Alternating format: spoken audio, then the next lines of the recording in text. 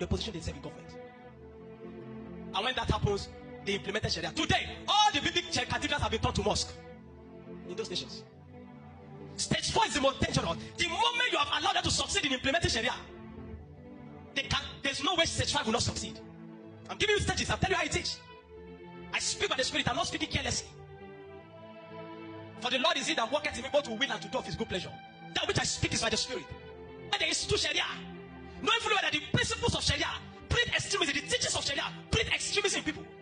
What we are seeing today is as a result of the implementation of stage 4, which is that happened in the year 1999, 2000, 2001, where 12 states, starting with Zamfara State, implemented Sharia by a governor.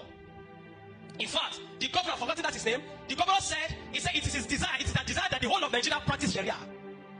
And we say we are a secular state. So they started with 12 states. How did they allow 12 states of Nigeria to be practicing a law that gives another person a right to kill another person in the name of blasphemy? How did they allow that?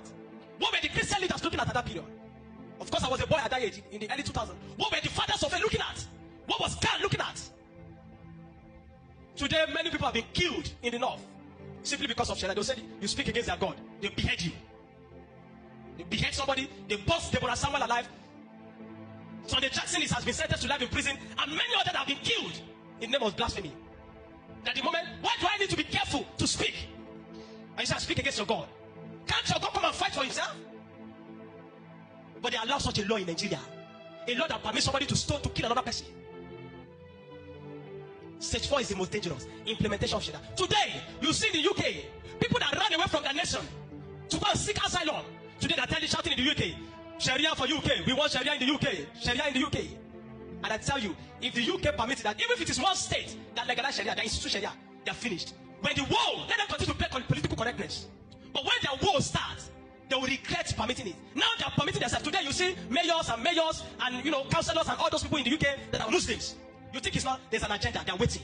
The moment they know that they have gained majority of the powers in the state, then they begin to implement laws that is contrary to the indigenous, that is contrary to the original laws of the people there.